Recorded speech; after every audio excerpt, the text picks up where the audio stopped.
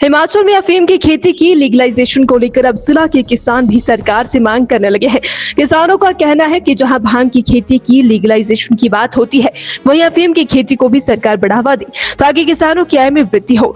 सोलन धारों की धार के किसान सुरेंद्र ठाकुर का कहना है कि अगर प्रदेश सरकार इस चीज को लीगल कर देती है तो किसान इन सब चीजों को उगाकर अपनी आय बढ़ा सकता है। पहले ही किसान की आय सीमित होती है, अगर सरकार अफीम की खेती करने की परमिशन किसानों को देगी तो किसान की आय तो बढ़ेगी ही, साथ ही जिन दवाइयों में अफीम का उपयोग होता है उसकी प्रोडक्शन में भी वृद्धि होगी। सुरेंद्र का कहना है कि कब तक किसान टमाटर और शिमला मिर्च के भरोसे ही रहेंगे। अब तो खुमानी पलम के बिजनेस में भी कोई फायदा किसानों को नहीं मिल रहा है। प्रदेश सरकार इस बारे में जल्द से जल्द कुछ सोचे ताकि किसानों की आय बढ़ सके। लीगलाइजेशन की बात आप कह रहे हैं, क्या फायदा इससे होगा अगर इसको लीगल कर दिया जाता है? वैसे इससे ये फायदा होगा कि एक तो किसानों की आय बढ़ेगी।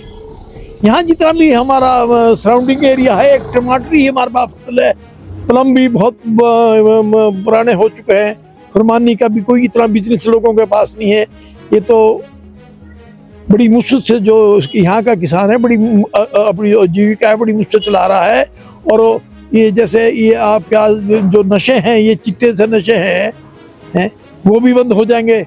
और अफीम जो है जैसे भांग को ये लीगल कर रही हैं, इस तरह सरकार से मेरा अनुरोध है कि वो अफीम का भी लाइसेंस दे ताकि दवाइयों में पड़ती है और इसलिए किसान की आय, इससे किसान की आय बढ़ेगी।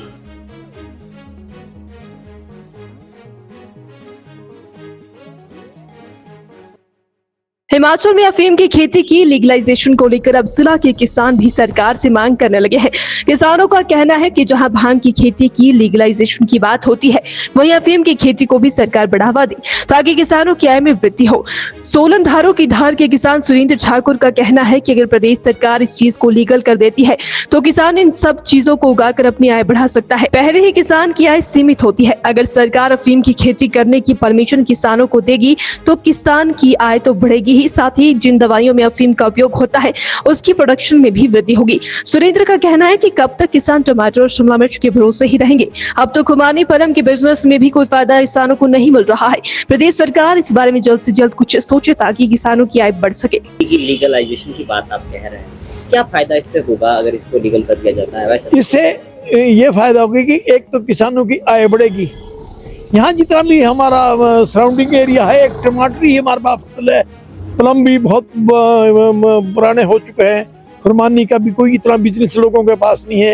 ये तो बड़ी मुश्किल से जो यहाँ का किसान है बड़ी अपनी जीविका है बड़ी मुश्किल चला रहा है। और ये जैसे ये आपका जो नशे हैं, ये चिट्टे से नशे हैं वो भी बंद हो जाएंगे।